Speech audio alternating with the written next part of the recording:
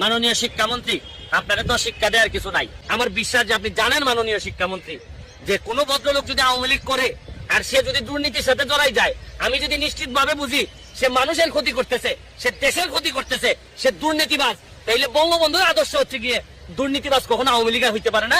এবং দুর্নীতি করলে সে আদর্শটাকে ব্যবহার করতেছে, সে তার ব্যক্তিগত সুবিধার জন্য সে আওয়ামী লীগের ভালো চায় অথবা সে দেশের ভালো চায়, এই কোনো কাজ না, বা বঙ্গবন্ধুরে ভালোবাসে এটা না।